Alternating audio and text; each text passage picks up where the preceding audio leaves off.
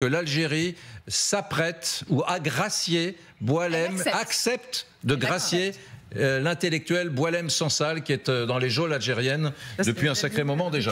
Depuis un an. C'est une belle nouvelle. Quelle belle nouvelle. Oui, vous allez pouvoir. Alors on le rappelle, qui a été condamné en juillet dernier par l'Algérie à normalement 5 ans de prison pour trahison. Boualem Sansal donc avait été arrêté, on s'en souvient, donc il y a maintenant un an à son arrivée à Alger. Depuis, il est détenu dans une prison algérienne alors qu'il est souffrant, qu'il souffre d'une maladie grave, et donc son entourage était extrêmement inquiet. Jusqu'ici, il y avait un bras de fer engagé entre la France et l'Algérie. L'Algérie se montrait inflexible. Et aujourd'hui, donc, coup de théâtre, même si on attendait des nouvelles d'un instant à l'autre, l'Algérie accepte de gracier Boualem Sansal. Première réaction, en tout cas, vous, parce que vous êtes une ancienne politique, on le rappelle quand même. Je suis une chef d'entreprise qui a fait un petit peu de politique. C'est une excellente nouvelle. Évidemment, je ne peux que me réjouir, comme je pense tous les Français vont se réjouir. Cette situation était insupportable. On avait l'impression d'ailleurs que la France n'était pas assez forte face à l'Algérie. Je ne sais pas quelles sont les concessions qu'il y a derrière. En tout cas, je ne peux que saluer le fait que cet homme, on espère dans un état de santé encore acceptable, puisse sortir des geôles algériennes. Le Quai d'Orsay avait dit que la situation semblait s'améliorer sur le plan diplomatique depuis ces dernières heures avec l'Algérie. Je ne sais pas si le débat qu'il y a eu en France il y a quelques jours sur la remise en cause des accords de 68 entre la France et l'Algérie a été peut-être un élément qui a influé sur le cours de la situation de Boualem Sansal, mais c'est vrai que ça a bougé en tout cas ces derniers jours. Non mais on le saura dans les jours ou les mois qui viennent. Les négociations ont été extrêmement secrètes, mais effectivement on savait, en tout cas les autorités françaises laissaient penser que depuis plusieurs semaines, les négociations avec le président Tebboune algérien avançaient. Vous avez également, il faut le rappeler, écrivain franco-algérien, Boualem Sansal, emprisonné depuis un an, en très mauvais état de santé. Tout le monde s'inquiétait pour son état de santé. Et il y a eu, très important, lundi, un appel du chancelier allemand Friedrich Merz, qui a demandé au président Tebboune de faire ce geste de libération de Boualem Sansal. Et il a proposé que l'Allemagne accueille dans un premier temps Boualem Sansal pour le soigner. Donc il y avait vraiment une pression très importante de plusieurs pays européens et évidemment de Paris et de la France pour faire libérer Boualem Sansal. Si vraiment tout ça effectivement est accepté et rapide, c'est une nouvelle extrêmement forte pour la famille et pour nous tous. Grégory Phillips, au passage, c'est quand même fou que l'Allemagne soit obligé d'intercéder entre la France et l'Algérie, deux nations qui parlent la même langue. Vous imaginez, il va falloir passer par l'Allemagne et l'intercession du chancelier allemand pour, si ce que vous dites est avéré, pour procéder à cette libération. Paris et Alger ont des relations exécrables, très mauvaises. C'est terrible. Non, et ce qui est très important, c'est qu'effectivement, Berlin et Alger ont plutôt des bonnes relations ces derniers mois et ces dernières années. C'est pour ça que le président allemand Steinmeier écrit au président algérien Tebboune pour lui demander un geste humanitaire. Et j'ajoute qu'en plus, les deux dirigeants allemands et algériens ont des bonnes relations personnelles. On se souvient qu'au moment de l'époque du Covid, le président Tebboune avait été soigné en Allemagne. Les médecins allemands lui avaient sauvé la vie. Donc il y a une espèce, si vous voulez, de lien entre les deux pays, à la fois politique et personnel. Et donc ce sont les Allemands qui, visiblement, sont en train d'obtenir la grâce de Boualem Sansal. Donc ça a été déterminant. Cette prise de position a été déterminante. Ah mais tout à fait. Et puis Renaud vient de le souligner. On est dans une relation extrêmement compliquée avec l'Algérie depuis quasiment un an et demi. Enfin, pour pas dire une relation quasiment nulle. Enfin, vraiment, on était à un niveau de contact diplomatique extrêmement bas et agressif. Même si les choses depuis quelques jours commençaient à se réchauffer un petit peu. C'est le patron de la DGSE, Lerner, qui disait que les contacts diplomatiques avaient repris. Mais clairement, on était dans une position de dialogue extrêmement compliquée avec Alger, alors que Berlin ne l'était pas. Est-ce que selon vous, attends, je vous passe le micro tout de suite, Isabelle, mais est-ce que selon vous, Grégory Phillips, le volet renégociation des accords de 1968 obtenus à l'arraché, à la dernière seconde par le Rassemblement national, est-ce que cette renégociation qui a été évoqué dans les médias très largement, a influé sur cette décision de l'Algérie? Honnêtement, je ne peux pas vous dire. Je ne sais pas. Ce que je sais, c'est qu'il y a eu quand même des épisodes très nombreux. Si on revient à l'été 2024, la brouille, c'est après, sur la question du Sahara occidental, où Emmanuel Macron reconnaît l'aspect marocain de ces territoires. Et là, les choses s'enveniment complètement. Après, il y a d'autres sujets qui sont très compliqués entre la France et l'Algérie. Les OQTF avec Bruno Retailleau, qui était parti dans un bras de fer en réclamant au fond d'avoir les compétences diplomatiques avec l'Algérie pour la distribution des visas. Et moi, c'était la seule chose que je voulais souligner, c'est que tout le monde avait dit Laurent Nunez est trop, le nouveau ministre de l'Intérieur, il est trop mou avec l'Algérie, il faut faire un bras de fer, etc. On a entendu, réentendu, que ce soit chez Darius Rochebin ou au grand jury dimanche, Laurent Nunez en disant non, en fait, on est en train de rétablir des liens, ça va beaucoup mieux comme ça. Et on voit que finalement, la méthode Nunez a quand même plutôt mieux fonctionné que la méthode Retailleau sur cette histoire. Et vous savez, il y a un sujet extrêmement important. Il y a trois sujets très importants. Boualem Sansal, s'il est gracié et peut-être libéré, peut-être qu'il va passer par l'Allemagne pour être hospitalisé. Enfin, on sait que sa santé est défaillante. Premier dossier. Deuxième dossier, Christophe Glaise, ce journaliste sportif français, qui est détenu, qui a été condamné à 7 années de prison. Un scandale. C'est un scandale terrible. Il va faire un reportage sur un club de foot à Tizi Ouzou. Et il se retrouve en prison condamné à 7 années de détention. Quand est-ce qu'on fera une émission sur la Kabylie? Parce que c'est ça le fond du problème. Il est retenu là-bas parce qu'il va voir un club de Kabylie et que c'est devenu épouvantable aujourd'hui pour les Kabyles. Je risque de créer un nouvel incident diplomatique. Je ne voudrais pas que ça nuise à Boualem Sansal, mais la situation est devenue très difficile pour le... Attention, Olivier Faure à l'Assemblée nationale qui réagit en direct. Olivier Faure, mesdames, messieurs. La diplomatie, c'est souvent l'art de la discrétion, c'est la capacité à avancer sans pour autant en faire à chaque étape un outil de communication. Et c'est vrai que montrer ses muscles, ça ne sert souvent pas à grand-chose. Voilà. Et donc la preuve en est faite une fois encore. Il reste encore Christophe Glaise. Oui, absolument. Et il faut continuer à penser à lui et continuer à travailler dans les mêmes conditions et faire en sorte qu'il soit lui aussi libéré. Sur la suspension des retraites, vous considérez ça comme une victoire? Pourquoi? Si vous me posez la question, il faut être déjà à bout de la réponse. Je considère qu'effectivement, c'est une journée qui va être une journée importante dans ce débat sur le financement de la Sécu. Puisque nous allons... La réforme des retraites, vous le savez, la suspension va être votée par les députés tout à l'heure à partir de 15h. Mais l'information du jour, on l'a appris il y a quelques minutes, c'est que l'Algérie accepte par geste d'humanité, dit le communiqué, de gracier Boualem Sansal, on le rappelle, qui avait été condamné à 5 ans de prison en juillet dernier en appel.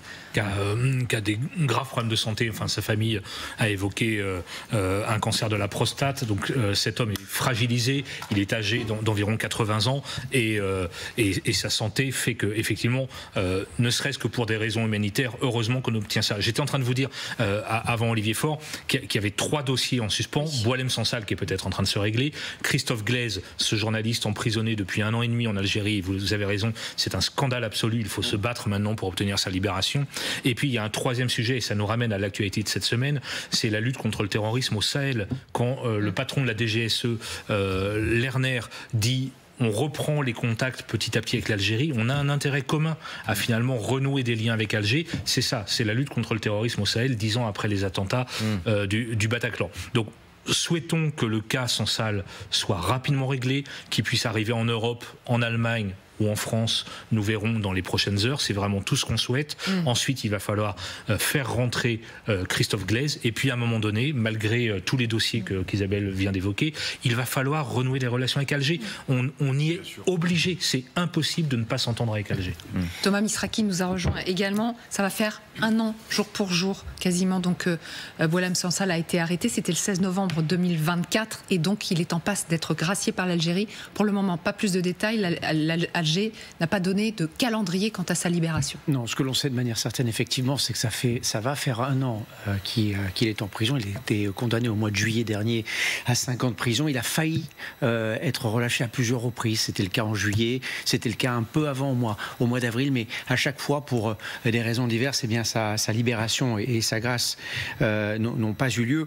Ce qui est important de dire aujourd'hui, c'est qu'effectivement, on ne sait pas la manière dont cette grâce a été négociée, ce que l'on sait depuis un peu plus de 24 heures, c'est que l'Allemagne aurait participé évidemment à tout cela. Ce que l'on sait aussi, c'est que Paris et Berlin travaillent de concert pour tenter d'obtenir cette grâce. Il faut quand même rappeler, Grégory l'a dit, c'est que c'est une bonne nouvelle, qu'il y a deux choses qui ont changé. D'abord, sur le plan intérieur en France, il y a un gouvernement aujourd'hui qui est perçu de manière peut-être un peu plus positive par Alger. Alors évidemment, les autorités algériennes ne disent rien directement, mais on voit dans la presse algérienne que les qualificatifs utilisés par exemple pour décrire Sébastien Lecornu ou Laurent Nunez sont plus favorables, et que donc on peut penser que les autorités algériennes sont peut-être plus enclins avec ce nouveau gouvernement. La deuxième chose, c'est, et Greg l'a rappelé, l'actualité internationale. Vous savez qu'on a beaucoup parlé du Mali dernièrement.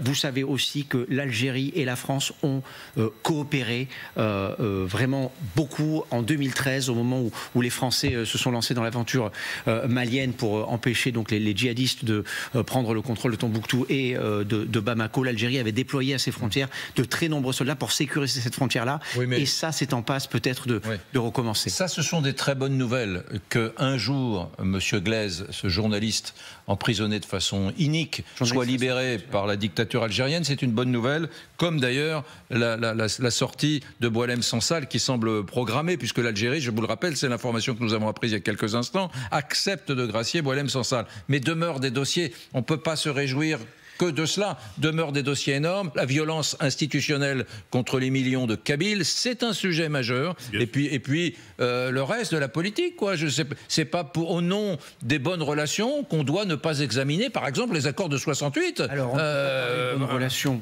pour l'instant entre les deux, hein, c'est sûr, mais en tout cas, les choses sont en train d'évoluer.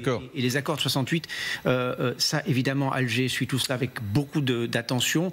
L'une des craintes ces derniers jours, c'est que le vote en faveur du texte du Rassemblement national puisse avoir une incidence négative sur la libération de M. Sansal.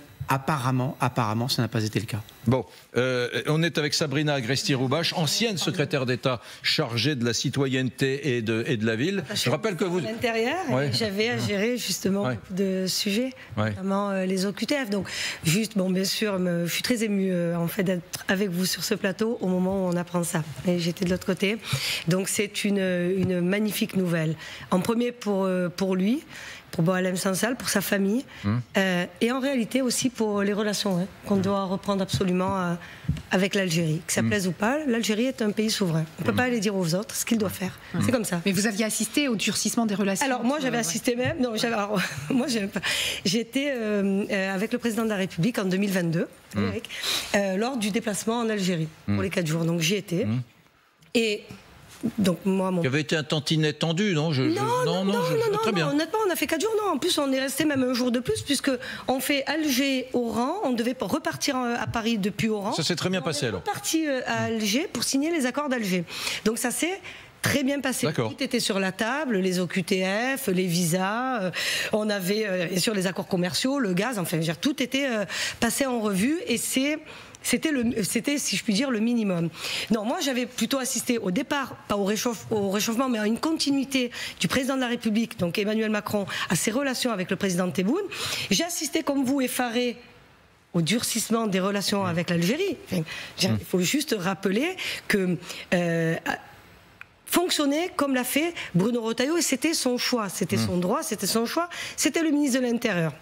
Vous voyez bien que ça n'a pas marché. Moi, je ne crois pas à la diplomatie de la brutalité. Je ne crois pas à l'insulte. Je ne crois pas qu'on puisse parler à un pays souverain comme si on était encore son tuteur. C'est pas possible. Et donc, de l'autre côté... On n'est pas obligé non plus de cirer les pompes d'un gouvernement. Enfin, la France n'a pas l'habitude de cirer les pompes. Pardon, franchement... la fin de mon propos, j'allais dire. Et de l'autre côté, la France, bien sûr, doit se faire respecter, mais pas seulement avec l'Algérie. Ce que je veux dire, c'est que nous, on a des enjeux. Parce que vous parlez du Mali, et vous avez bien fait de le rappeler. Oui, terrible sujet, gros sujet. Je vous rappelle la décennie noire, parce que si l'Algérie a peur de quelque chose, c'est probablement de ça, le retour des djihadistes sur son territoire. Les réactions qui continuent. Dominique Régnier est en direct avec nous. Bonjour, directeur général de la Fondation Politique. Vous aviez signé une tribune en faveur de la libération de Boualem Sansal. D'abord, votre première réaction à l'annonce de cette nouvelle? Bonjour. Évidemment, c'est une très bonne nouvelle, c'est un soulagement. On l'imagine d'abord pour Boualem Sansal et les siens, ses amis, ça ne fait aucun doute.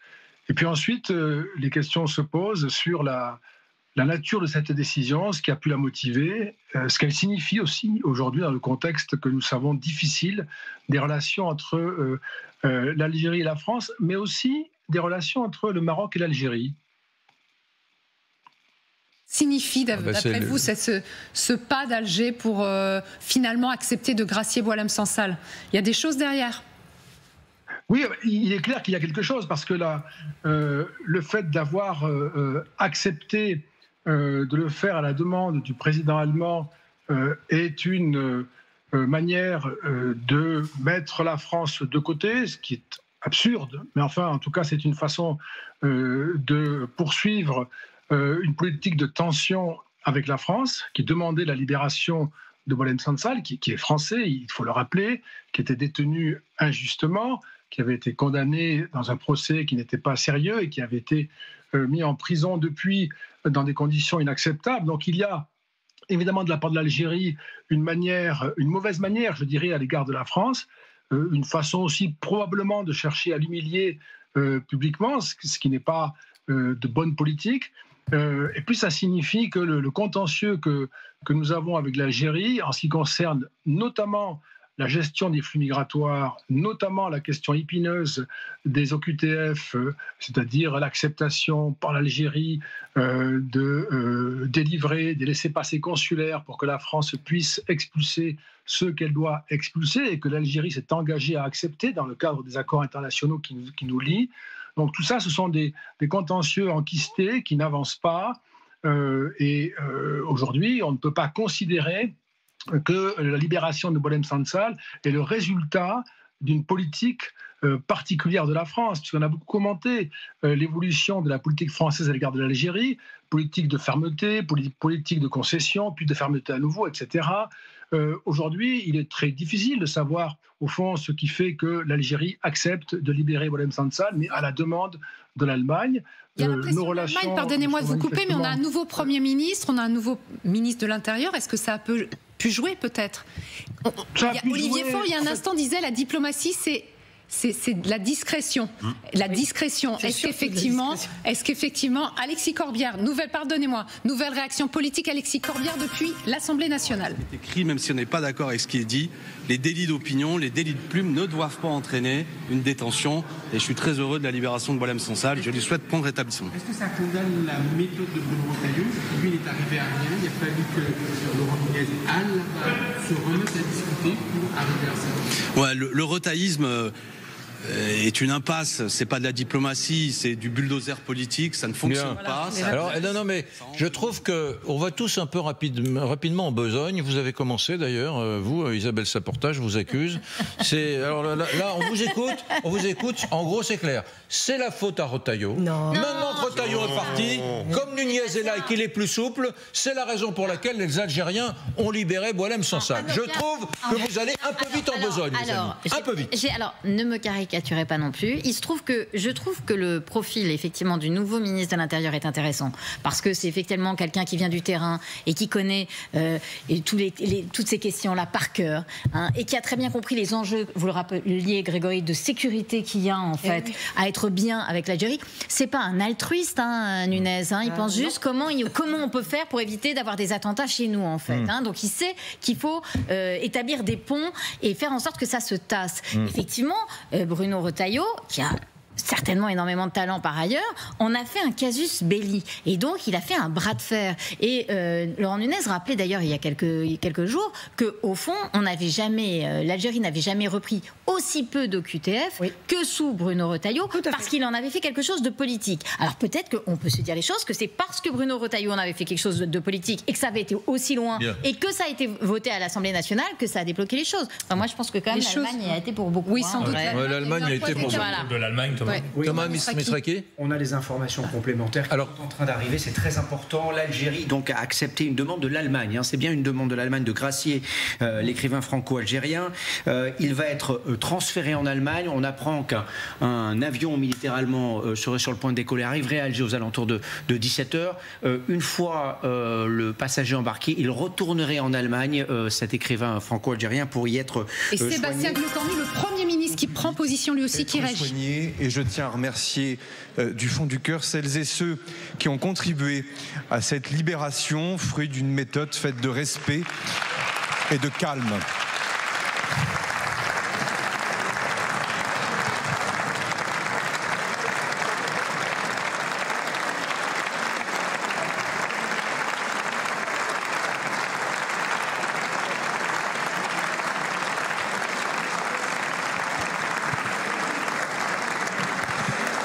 Monsieur le